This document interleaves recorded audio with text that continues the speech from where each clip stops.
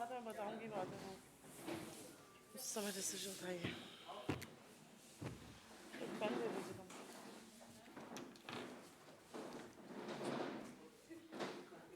Pen दे दीजिए मुझे।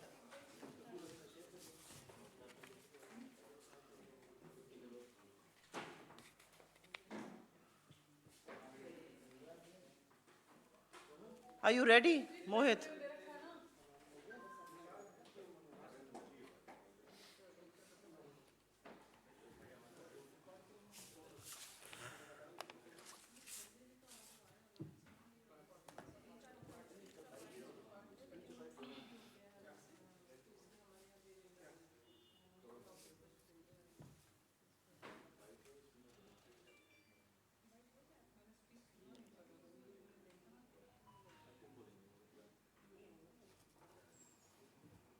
Mohit, are you ready?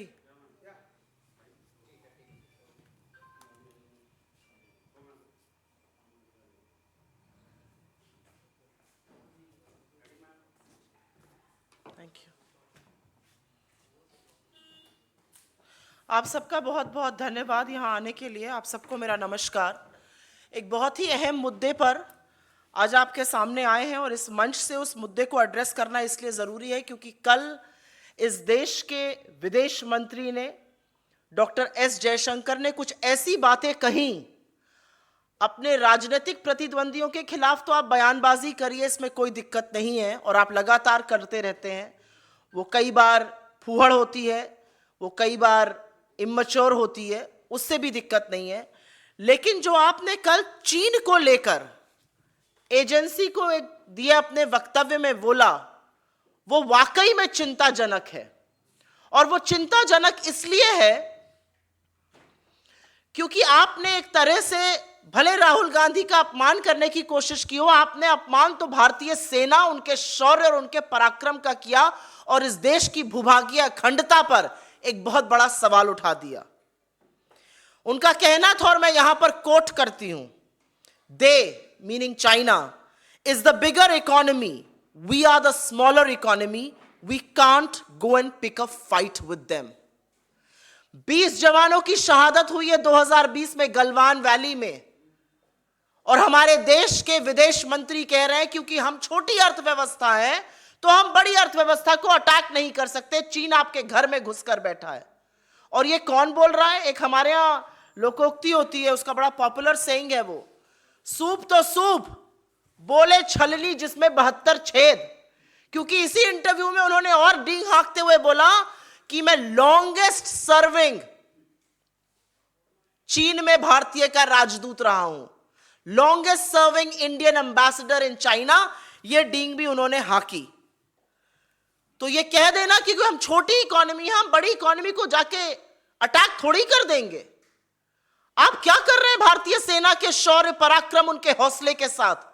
आपको क्या कहना है उन सैनिकों का जो बर्फ में, आंधी में, गर्मी में, बरसात में खड़े होकर हमारी भूभागीय अखंडता का, हमारे बॉर्डर्स की सुरक्षा करते हैं, कि हम छोटी इकोनॉमी है? उस तरह से तो महा पावर्स के सामने विश्व के छोटे देशों को लड़ना ही नहीं चाहिए। हर सैनिक जो वहां पर खड़ा है उसका हौसला तोड़ने का काम विदेश मंत्री एस जयशंकर जी ने किया है। और मैं ये जरूर बोलना चाहती हूं क्योंकि ये सबसे विवादित बयान चीन पर आज तक किसी मंत्री ने दिया है। मैं पूछना चाहती हूं उनसे, वो दंभ भरते हैं ना किस चीज का, कि वो longest serving Indian ambassador in China थे। तो उनसे 2-3 सवाल हैं। पहला सवाल यह है कि आप और आपके आका चीन का नाम क्यों नहीं लेते? आप लॉन्गेस्ट सर्विंग है भैया, ये भी बता दीजिए अप्रैल 2020 की यथावत स्थिति कैसे बनेगी?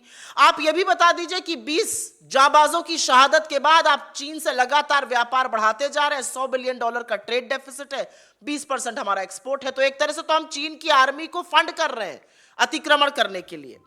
लेकिन क्योंकि उन्होंने काफी सारे हैट्स पहने हुए हैं और उन्होंने one of the hats describe किया कि मैं लॉन्गेस्ट सर्विंग एम्बेसडर हूं, मेरे 6 पॉइंटेड सवाल हैं उनसे।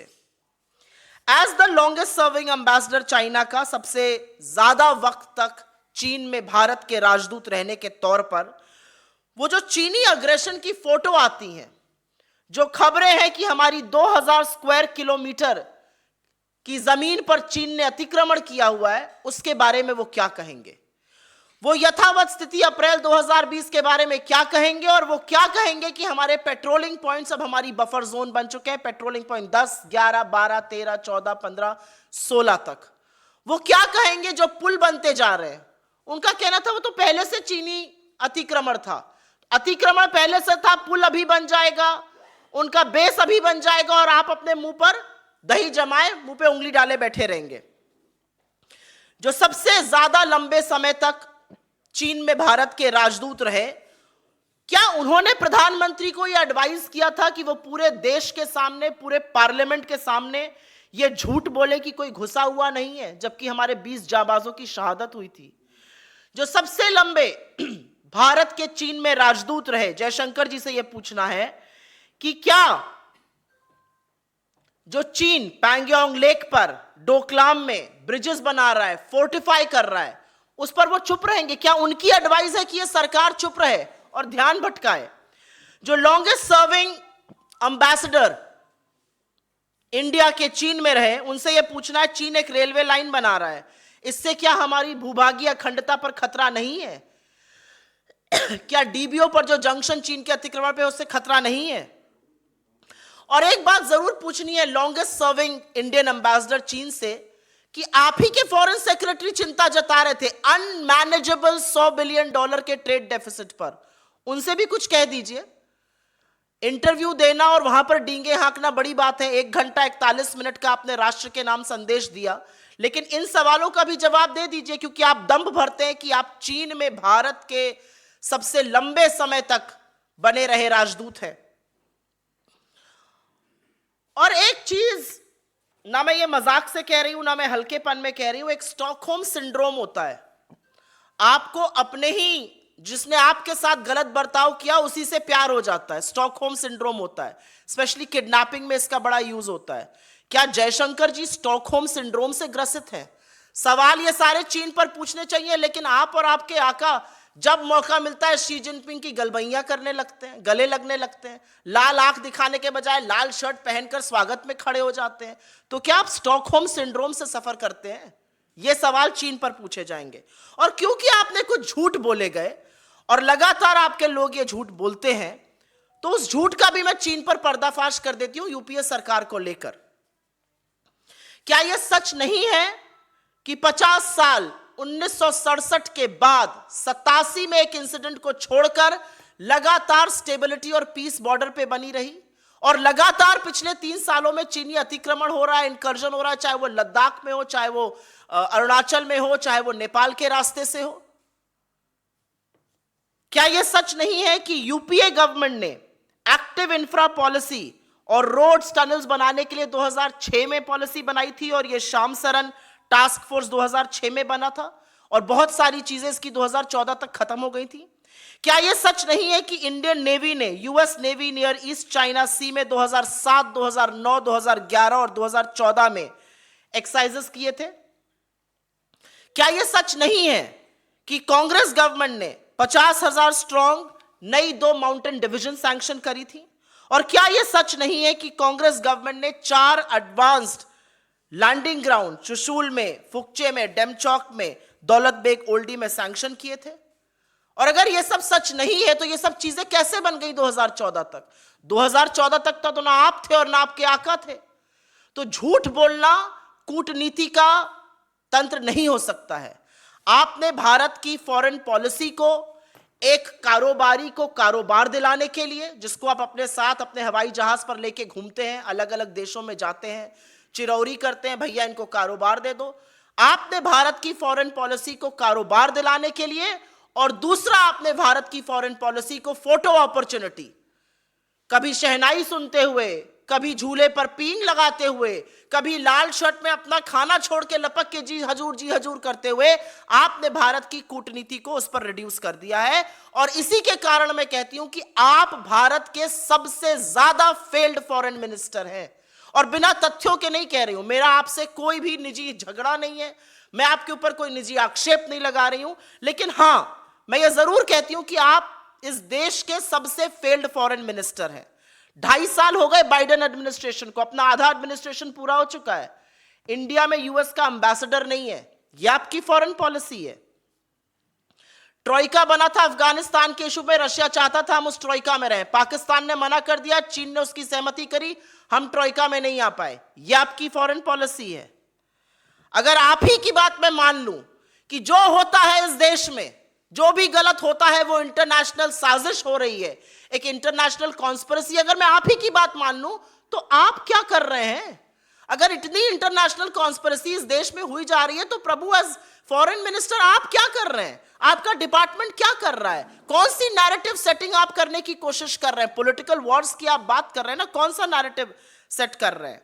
और नेबरहुड की बात कर लीजिए। पाकिस्तान दौड़े दौड़े प्रधानमंत्री जाते हैं बिन बुलाए, बिरयानी सिवाई भगवान जाने क्या खाने। श्रीलंका में चीनी इंटरफेरेंस है। भूटान हमसे दूर हो गया है। बांग्लादेश ने चीन को कॉक्स बाजार में सबमरीन बेस बनाने को कह दिया है। बांग्लादेश आज हमसे इकोनॉमिक पैरामीटर्स में बेटर कर रहा है, चाहे वो पर कैपिटा इनकम हो या जीडीपी ग्रोथ रेट हो। और ये जरूर बताइएगा फॉरेन मिनिस्टर,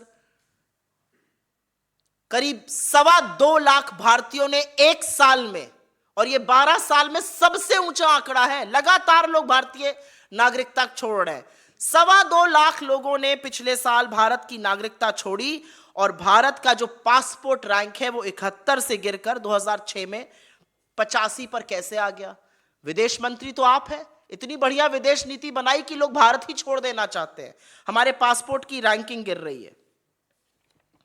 तो मेरा अपना मानना है, आप G20 करिए, आप तमाशे सारे करिए, लेकिन इस देश की भूभागीय अखंडता, इस देश की आर्मी, इस देश के शौर्य और पराक्रम के साथ खिलवाड़ मत कीजिए, जो आप लगातार कर रहे हैं। झूठ बोलना एक्चुअली चीन का साथ देता है, क्योंकि चीन जब कोर कमांडर मीटिंग में बैठता है तो यही कहता है चीन का पीएलए कि आपके प्रधानमंत्री वही तो कह रहे हैं कि कोई घुसा हुआ नहीं है। और एस जयशंकर जी, इस देश के सबसे फेल्ड फॉरेन मिनिस्टर, लगातार उस बात की पुष्टि कर रहे हैं। I will very briefly make a very small statement in English, because India's most failed foreign minister yesterday in an interview with an agency said that we are the smaller economy and they means China is the bigger economy and we cannot go and pick a fight with them. What exactly does he mean? Is he telling us that we are not capable of protecting our territorial sovereignty? We are not being able to look up to China and ask them questions? What exactly is he trying to do? Because what he's trying to do is essentially break and shake the confidence of our Indian army and demean the valor of our armed forces. People who are standing at the border and defending our territorial integrity do not need to be told that we are the smaller economy and they are the bigger economy and should we pick up a fight with them. What exactly does he mean? This is one of the most blasphemous statements made by any foreign minister. I also want to speak to Mr. Jaishankar and raise a few questions, because he has claimed that he was the longest serving diplomat, longest serving Indian ambassador in China. In that capacity, will you tell us when will status quo ante be restored of April 2020? Why do the Prime Minister and you stay quiet on China? Why have we increased the trade deficit to $100 billion? We are almost funding the Chinese army to do the incursions that they do. As India's longest serving ambassador in China, what do you have to say about all the visuals that come about Chinese aggression? What do you have to say about the supreme sacrifices about our forces? What do you have to say about the 2,000 square kilometers of land on which China has acquired? What do you have to say about the patrolling points which have now become buffer zones? What do you have to say about the brazen military infrastructure being built across the Pangyong Lake or in Doklam? What do you have to say about the railway line being built by China, which is of course a threat to our territorial integrity and our national security? And what exactly do you have to say on steadily increasing trade deficit? Is this your answer to the supreme sacrifice of our brave hearts? And may I also add, you can keep lying and you can keep attacking your political opponents, but do not do this at the cost of national security. Some things are sacrosanct. And I want to bust a few lies here. The border was largely silent for 50 years after 1967, barring an incident in 87. Why are there so many multiple incursions now? The UPA government in 2006 adopted the current active border infra policy. The roads, tunnels actively marketed were mostly planned by the Shamsaran Task Force in 2006. Constructions of roads, tunnels, and high landing grounds for heavy aircraft began in 2008 and was largely completed by 2014. The Indian Navy held excursions with the US Navy near the East China Sea in 2007, 2009, 2011, and 2014. Is it not true that the Congress government sanctioned a 50,000 strong 2 new mountain divisions, stations armored in Ladakh and Arunachal? The Congress government activated 4 advanced landing grounds in Chushul, Demchok, Daulat Beg Oldi, and Phukche, and there are multiple other incidents of this. So foreign policy that you have reduced to a photo op, foreign policy that you have reduced to a chest thumping exercise cannot be reduced to that. Foreign policy is supposed to further the interests of this country. Foreign policy is not supposed to be a tool to manage and allocate projects from foreign countries to one business group, and that's Adani. And last but not the least, मैं अंत में यही कहना चाहूंगी, आप भले लोगों को अटैक करिए, लेकिन बुजुर्गों के पास विजडम होती है, उनके पास एक्सपीरियंस होता है. बहुत दूर जाने की जरूरत नहीं है. अपने ही पिता की बात सुन लीजिए, जिन्होंने 2002 में लिखा था गुजरात के दंगों के बाद कि धर्म का हनन हुआ है गुजरात में, और जिन्होंने मासूम नागरिकों को नहीं बचाया वो असुर हैं. अपने ही पिता की बात सुनिए, जिन लोगों का डंका आज आप बजा रहे हैं, जिन लोगों का गुणगान आज आप कर रहे हैं, उन्होंने असुरों का काम किया है. ये मेरे शब्द नहीं है, ये आप ही के पिता के शब्द हैं. वो भले बुजुर्ग होंगे, लेकिन विजडम और एक्सपीरियंस ये कहता है कि आप उनकी बात सुनिए. धन्यवाद. आपके सवालों का स्वागत है. पहले सुओ मोटो प्लीज. जी,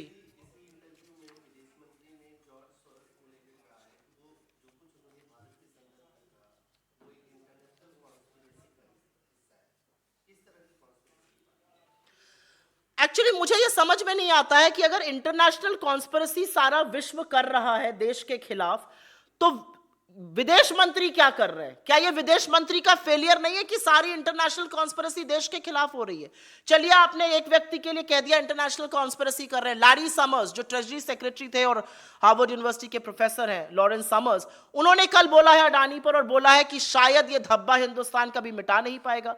क्या वो भी कॉन्स्पिरेसी कर रहे हैं? क्या स्टैंडर्ड चार्टर्ड, सिटी ग्रुप और क्रेडिट स्विस भी कॉन्स्पिरेसी कर रहा है? क्या डाउ जोन्स और एसएनपी भी कॉन्स्पिरेसी कर रहा है? क्या यूके का फेयर प्रैक्टिस रेगुलेटर भी कॉन्स्पिरेसी कर रहा है? क्या नॉर्वे का पेंशन फंड भी कॉन्स्पिरेसी कर रहा है? क्या टोटल ने, जिसने अपना इन्वेस्टमेंट रोक दिया, वो भी कॉन्स्पिरेसी कर रहा है? ये जो कॉन्स्पिरेसी थ्योरीज है, ये उन्हीं लोगों के पास से आएगी जिनके पास कोई जवाब नहीं है. और कल जयशंकर जी ने बात करी कि लोग इन्वेस्ट करते हैं रिसोर्सेस को नैरेटिव शेप करने के लिए, और पूरे सर्वसम्मान से मैं इसको राजनीतिक रखना चाहती हूं, व्यक्तिगत आक्षेप नहीं लगाना चाहती हूं. लेकिन आपके पुत्र एस्पन इंस्टीट्यूट में थे, जहां पर, जिनका आपने नाम लिया, जॉर्ज सोरोस जी की कंपनी ने खूब फंडिंग करी है. आपके पुत्र लोई इंस्टीट्यूट में थे, आपके पुत्र ब्रुकिंग्स में थे, आपके पुत्र तमामों ऐसे इंस्टीट्यूट में, जर्मन मार्शल फंड में थे. इन सब की फंडिंग फिलैंथ्रोपिक फाउंडेशंस करती हैं. तो जब तक आपके पुत्र वहां पर रहे, और अभी भी हैं, और वहां से फिलैंथ्रोपिक फंडिंग ऐसे इंस्टीट्यूशन से, ऐसे लोगों से आ रही है नैरेटिव शेपिंग के लिए, तो कोई गड़बड़ नहीं है. आप अगर उस पर बोलते हैं तो वो इंटरनेशनल साजिश हो जाती है. तो अगर इंटरनेशनल साजिश हो भी रही है, अगर आपकी बात मान भी ली जाए, तो मुझे बस इतना बताइए कि इस इंटरनेशनल साजिश को खत्म करने के लिए देश का विदेश मंत्री क्या कर रहा है? क्या आप फेल नहीं हो गए? क्या आप बुरी तरह से विफल नहीं है? कोई और सवाल इस पे?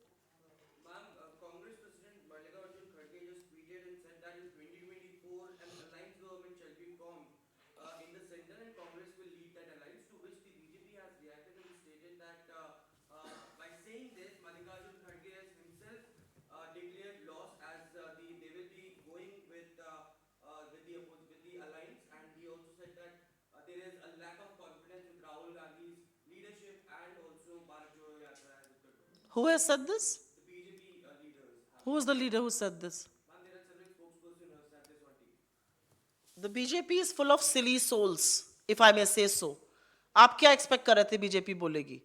मुझे लगता है 2024 में जो चुनाव होगा और 2024 के जो मुद्दे हैं, उससे भारतीय जनता पार्टी ऐसी घबराई हुई है, क्योंकि जब वो मुद्दे खुलकर सामने आ रहे हैं तो वो इंटरनेशनल साजिश की बात करते हैं। इस देश की असलियत है, इस देश की राजनीतिक असलियत है कि बहुत सारे ऐसे घटक दल हैं और हमने मिलकर सरकार चलाई है, और ऐसी सरकार चलाई है जिसने इस देश को सबसे ज्यादा ग्रोथ दी है, जिसने इस देश को सबसे ज्यादा प्रॉस्पेरिटी दी है, संपन्नता दी है, और 27 करोड़ लोगों को गरीबी की सीमा रेखा से निकाला है।